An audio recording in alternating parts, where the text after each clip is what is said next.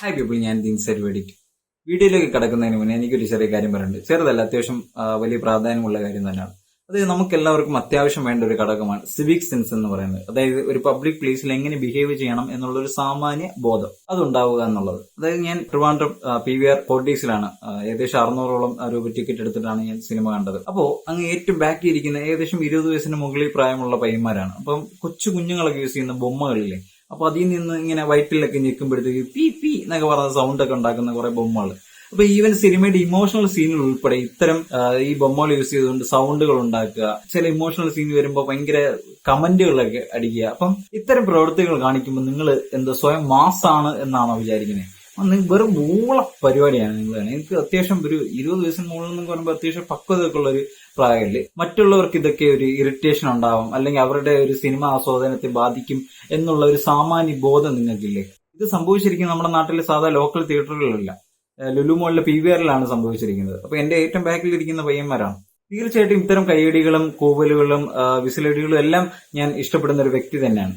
പക്ഷേ നമ്മൾ വന്നിരിക്കുന്ന സിനിമ ഏതാണ്, അറ്റ്ലീസ്റ്റ് ആ സിനിമയിൽ ഇപ്പൊ ഏത് രംഗമാണ് നടക്കുന്നത് എന്നുള്ള ഒരു സാമാന്യ ബോധമെങ്കിലും നിങ്ങൾക്ക് ഉണ്ടാവണം. അത് മാത്രം മതി. അപ്പോ സിനിമാ വിശേഷങ്ങളിലേക്ക് തിരിച്ചു വരാം. F1 കണ്ടിറങ്ങിയതാണ് ഞാൻ ഫസ്റ്റ് ഡേ IMAXിലും ഇപ്പൊ 4DXിലുമാണ് പോയി കണ്ടിരിക്കുന്നത്.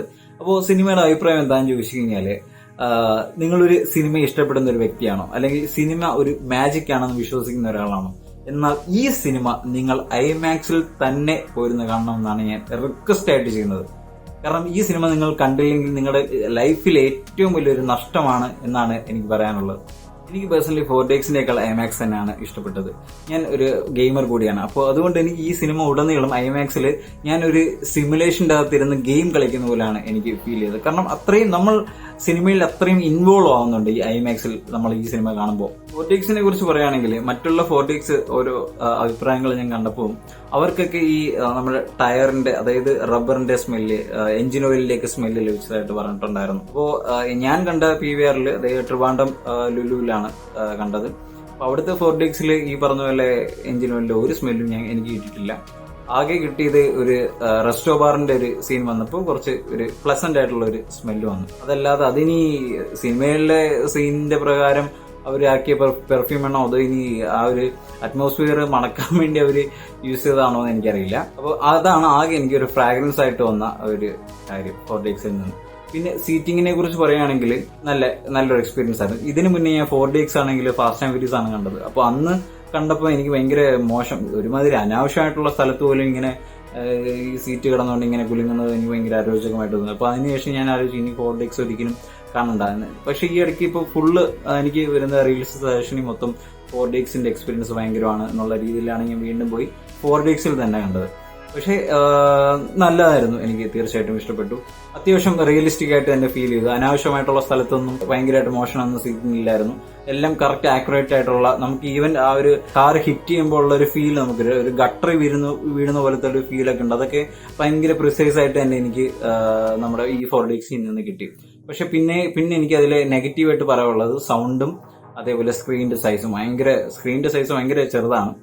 അപ്പോൾ അതേപോലെ തന്നെ ഈ സൗണ്ടും വളരെ മോശമാണ് ട്രിവാൻഡ്രം ലുലുവിലെ 4DXിൽ. ഇതാണ് ആ സിനിമ.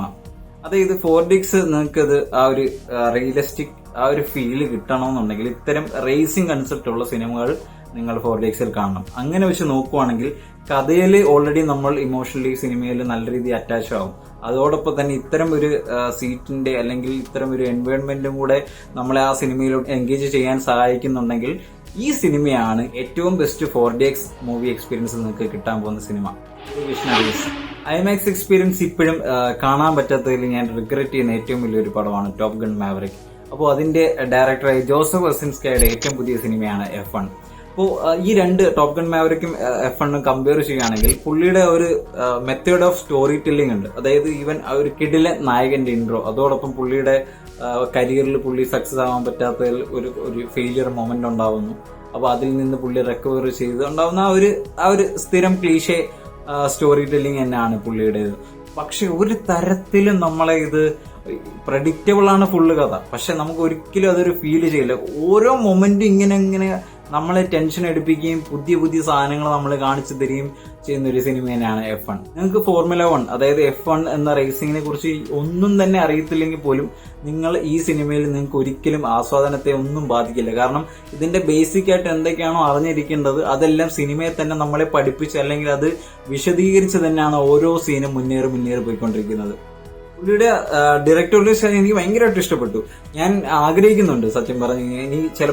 ഇനി മേ ബി എനിക്ക് തോന്നുന്നു ഇനി ഡി കാപ്രിയോനെ വെച്ചോ അല്ലെങ്കിൽ റോബർട്ട് ഡൗണി ജൂനിയറിനെ കൊണ്ടോ ഇനി ഇപ്പം ഓൾറെഡി ഇപ്പൊ പ്ലെയിൻ കഴിഞ്ഞു, കാർ കഴിഞ്ഞു, ഇനി ചിലപ്പോൾ കപ്പലാവാം. അപ്പം എനിക്ക് തോന്നുന്നതിനേക്കാളും സത്യം പറഞ്ഞാൽ ഞാൻ ആഗ്രഹിക്കുന്നു അങ്ങനെ ഇനി എന്തെങ്കിലും ഇപ്പം ഈ 2 ഫേസ് കഴിഞ്ഞല്ലോ ഇതേപോലെ എന്തെങ്കിലും റേസിംഗ് അല്ലെങ്കിൽ അങ്ങനെ ഒരു ബന്ധമുള്ള വേറൊരു കാറ്റഗറിയും കൂടെ പുള്ളി ഇനി അടുത്തൊരു പുള്ളിയുടെ വർക്കായിട്ട് ചെയ്യണം എന്ന് ഞാൻ ഭയങ്കരമായിട്ട് ആഗ്രഹിക്കുന്നു. Produce by Louis Hamilton. Hamilton ആരാണെന്ന് നിങ്ങൾക്ക് അറിയത്തില്ലെങ്കിൽ പുള്ളി ഒരു ഫോർമുല 1 റേസറാണ്. അതോടൊപ്പം പുള്ളിയുടെ ഒരു 7 ചാമ്പ്യൻഷിപ്പ് കയ്യിലിരിപ്പുണ്ട്. ആ ഒരു മുതലാണ് ലൂയിസ് ഹാമിൽട്ടൺ. അപ്പോൾ പുള്ളി ഈ സിനിമയിൽ അഭിനയിക്കുകയും ചെയ്തിട്ടുണ്ട്. ഏകദേശം ലാസ്റ്റത്തെ ഫൈനൽ റൈഡിൽ ഇവരുടെ ഓപ്പോണന്റ് ആയിട്ട് വരുന്നത് ലൂയിസ് ഹാമിൽട്ടനെയാണ് കാണിച്ചിരിക്കുന്നത്. അതുപോലെ സിനിമയിൽ മറ്റുള്ള ചാമ്പ്യൻസിനെയും കാണിച്ചു പോകുന്നുണ്ട്. ഈ സിനിമയുടെ ഏറ്റവും വലിയൊരു ഗുണം തന്നെയാണ് ലൂയിസിനെ പോലുള്ള ഒരാളെ ഈ സിനിമയുടെ പ്രൊഡ്യൂസറായിട്ട് ലഭിച്ചത്.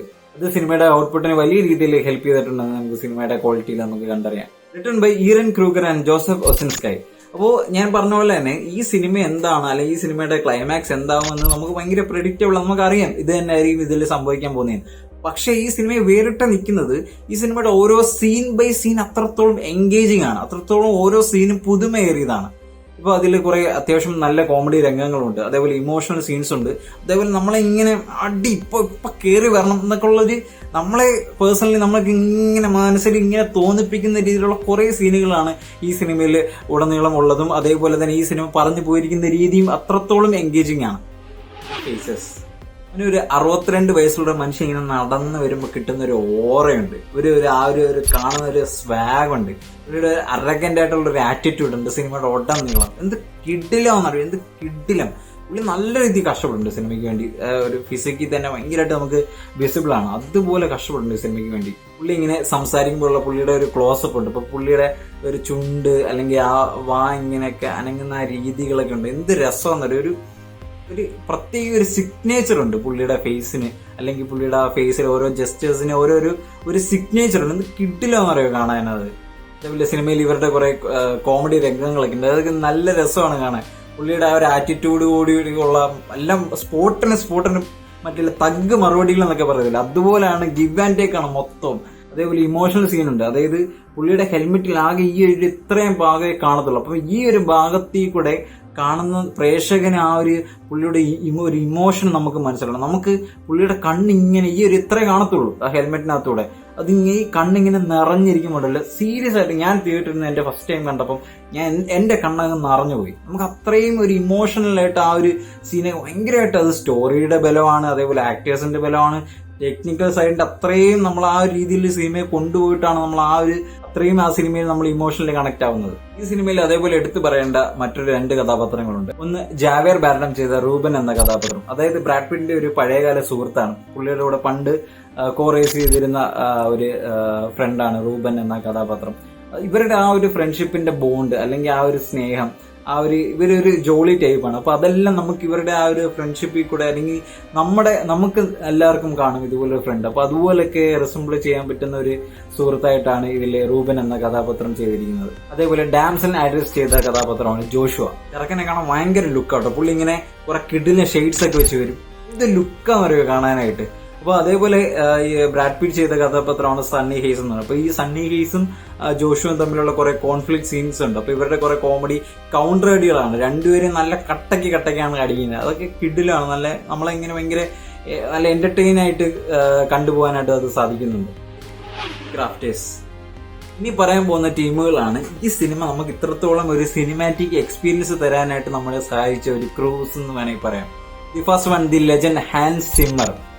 എന്റെ പൊന്നോ, ഈ സിനിമ കുറെ ട്രാക്ക് ചെയ്ത് വെച്ചിട്ടുണ്ട്. എന്റെ പ്ലേലിസ്റ്റ് ഞാൻ വേണമെങ്കിൽ കാണിച്ചു തരാം.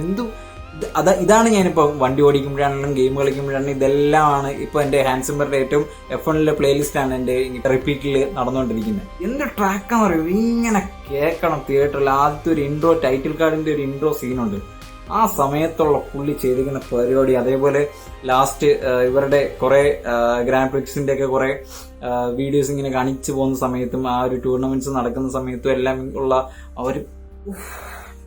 ഇങ്ങനെ കൊണ്ട് കേട്ടിങ്ങനെ ആസ്വദിച്ചിരിക്കാം. പുള്ളി എന്ത് മനുഷ്യനാണ്, എങ്ങനെയുടെ ഈ പ്രായത്തിൽ ഇങ്ങനത്തെ സാധനങ്ങൾ, അതും ഈ ഒരു 2020 പുള്ളിയൊക്കെ ഇത്രയും വയസ്സായ ഒരു മനുഷ്യനാണ്. നമ്മുടെ ഇപ്പോഴത്തെ ആ ഒരു ജനറേഷന്റെ ഒരു സ്റ്റൈൽ എന്താണെന്ന് പുള്ളിയൊക്കെ എങ്ങനെ ഇത് മനസ്സിലാക്കി എടുക്കുന്നു, എന്തോ കിടിലെന്ന് പറയും, ഇങ്ങനെ കേട്ടിരുന്നു പോകും. Director of photography Claudio Miranda.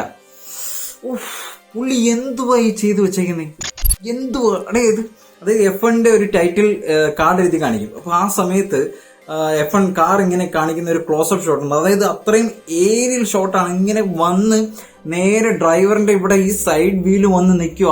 ഇതെങ്ങനെ എടുത്തിട്ട് പൊന്നെ മൈൻഡ് ബ്ലോയിങ് എന്ന് പറഞ്ഞു കഴിഞ്ഞാൽ ഇതാണ് സാധനം. നമ്മളിങ്ങനെ ഞെട്ടി ഇതെങ്ങനെ എടുത്ത് ഇത് എത്ര ടേക്ക് എടുത്താണ് ഇത് ഇത്രയും ഒരു പെർഫെക്റ്റ് ഷോട്ട് കിട്ടാൻ വേണ്ടിയിട്ട്.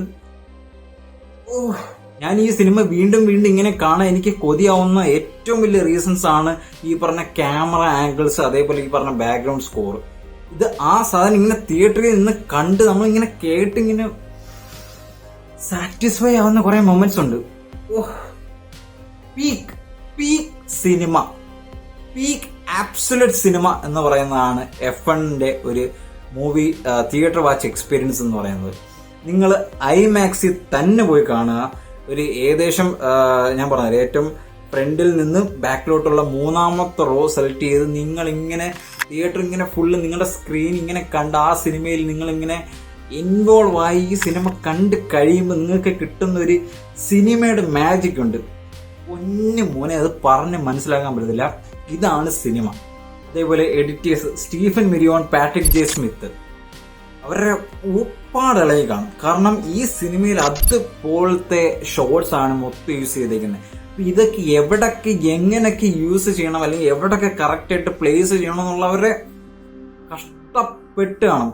അവിടെ പത ഇളകി കാണും, പറയാതിരിക്കും വല്ലതും. എഡിറ്റേഴ്സിന്റെ പത ഇളകി കാണും. കാരണം അതുപോലെയാണ് ഓരോ കട്ട്, ഓരോ ഷോട്ട്സ് ഒക്കെ. ഇത് എത്ര നിങ്ങൾ വിചാരിക്കുന്നില്ല, ഇതൊക്കെ ഏതൊക്കെ ആംഗിളിൽ നിന്ന് അത് സിനിമ കണ്ടു കഴിഞ്ഞാൽ നിങ്ങൾക്കത് ഞാൻ ഈ പറയുന്ന എത്ര ഈ ഞാൻ പറയുന്ന എക്സൈറ്റ്മെന്റ് നിങ്ങൾക്ക് അത് ഫീൽ ചെയ്യണമെന്നുണ്ടെങ്കിൽ ഇത് സിനിമ കണ്ട ഒരു വ്യക്തിക്ക് മാത്രമേ അത് മനസ്സിലാവത്തുള്ളൂ. ഈ സിനിമയുടെ ഷോ സ്റ്റീലർ തീർച്ചയായിട്ടും അത് ക്ലോഡിയോ മിറാൻഡ തന്നെയാണ്. ഞാൻ പറഞ്ഞില്ല, ഇത് എന്ത് ഓരോ ആ കാറിന്റെ ഫ്രണ്ട് കോക്പിറ്റിൽ ഇരിക്കുന്ന ആ ഒരു സീനൊക്കെ ഉണ്ട്. നമ്മളാണ് അതിങ്ങനെ ഇരുന്ന് ഓടിക്കുന്നത്. ഞാൻ പറഞ്ഞില്ല, ഒരു സിമുലേഷൻ. അതായത് സിമുലേഷൻ എന്ന് വെച്ച് കഴിഞ്ഞാല് നമ്മൾ തന്നെ ഒരു ഫ്രണ്ടിൽ ഒരു ഡിസ്പ്ലേ, ഒരു കാർ ഓടിക്കുന്ന പോലെ ഇരുന്നിട്ട് ആ ഒരു സീറ്റിംഗ് നമ്മൾ കാർ മൂവ് ചെയ്യുന്ന പോലെ തന്നെ നമ്മുടെ ഈവൻ ചെയർ പോലും മൂവ് ചെയ്യുന്ന അതിനെയാണ് സിമുലേഷൻ കാർ എന്നൊക്കെ പറയുന്നത്. അപ്പൊ അതിൽ നമ്മളിരുന്ന് ഗെയിം കളിക്കുന്ന പോലെ, അല്ലെങ്കിൽ നമ്മളിരുന്ന് ഓടിക്കുന്ന പോലെ, അതുപോലെ നമ്മളെ അത്രയും റിയലിസ്റ്റിക് ആയിട്ട് ഫീൽ ചെയ്യിപ്പിക്കുന്ന രീതിയിലുള്ള ഓരോ ആംഗിൾസ്, നമ്മളിങ്ങനെ ഇതെങ്ങനെ എടുത്ത് എന്ന് തോന്നിപ്പിക്കുന്ന രീതിയിലുള്ള ഓരോ ആംഗിൾസ്. സത്യം പറഞ്ഞു ഞാൻ ഇതുവരെ കണ്ട കുറെ സിനിമകളിലൊന്നും ഇല്ലാത്ത തരമുള്ള ആംഗിൾസ് ഈ സിനിമയിലുണ്ട്. അത് തന്നെയാണ് ഈ സിനിമയുടെ ഏറ്റവും പീക്ക് എക്സ്പീരിയൻസ് എന്ന് പറയുന്നത്. ഈ സിനിമയുടെ ഓവറോൾ എക്സ്പീരിയൻസ് എന്താണെന്ന് ചോദിച്ചു കഴിഞ്ഞാല്, ഈ സിനിമ കണ്ട് ആസ്വദിച്ച് നിങ്ങൾക്ക് ഇറങ്ങി വരണമെന്നുണ്ടെങ്കിൽ Formula 1 അല്ലെങ്കിൽ Formula 1 F1 റേസ് എന്ന് പറയുന്ന ഒരു കൺസെപ്റ്റ് എന്താണെന്ന് നിങ്ങൾക്ക് അറിയണമെന്ന് നിർബന്ധമേ ഇല്ല. നമ്മുടെ ഇന്ത്യയിലെ ഒരു 80% ഓഫ് ഓഡിയൻസിന് F1 അല്ലെങ്കിൽ Formula 1 റേസ് എന്താണെന്ന് അറിയില്ല. അങ്ങനെ ഒരു റേസ് ഉണ്ടെന്നറിയാം, അല്ലാതെ അതിനെക്കുറിച്ച് കൂടുതൽ ഡെപ്ത് ആയിട്ടോ കാര്യങ്ങളൊന്നും അറിയത്തില്ല. ഞാൻ പറയട്ടെ, ഇതൊന്നും നിങ്ങൾ അറിഞ്ഞു വരേണ്ട ഒരു സിനിമയേ അല്ലത്. കാരണം ഈ സിനിമയിൽ തന്നെ ഇതെന്താണെന്ന്, ഇതിന്റെ ബേസിക് ആയിട്ടുള്ള കാര്യങ്ങൾ എന്തൊക്കെയാണെന്ന് സിനിമയിൽ വളരെ വ്യക്തമായിട്ട് നമുക്ക് പറഞ്ഞ് കാണിച്ചു തന്ന് അത് മനസ്സിലാക്കിപ്പിച്ചുകൊണ്ട് തന്നെ സിനിമ നമ്മളെ എൻഗേജ് ചെയ്ത് സിനിമ പൂർത്തിയാക്കുന്നുണ്ട്. അതുപോലെ എൻ്റെ ഒരു റിക്വസ്റ്റ് ആണ്, നിങ്ങൾ ഒരിക്കലും ഇതൊരു നോർമൽ തിയേറ്ററിൽ പോയി കാണരുത്. ഏറ്റവും കുറഞ്ഞത് ഒരു അറ്റ്മോസ്ഫിയർ നിങ്ങൾ പറ്റുവാണെങ്കിൽ ഒരു ഐമാക്സ് അല്ലെങ്കിൽ 4DX തന്നെ പോയി ഈ സിനിമ കണ്ട് എന്താണ് സിനിമയുടെ മാജിക്, ഒരു സിനിമ നമുക്ക് എന്തൊക്കെ വിഷ്വൽ എക്സ്പീരിയൻസ് ആണ് തരുന്നത് എന്ന് നിങ്ങൾ ഈ സിനിമ കണ്ടു കഴിയുമ്പോൾ നിങ്ങൾക്കത് മനസ്സിലാവും, നിങ്ങൾക്കത് കിട്ടും. ഇതെന്റെ 100% ഗ്യാരണ്ടിയാണ്. അപ്പോൾ see on the next video. Until then by.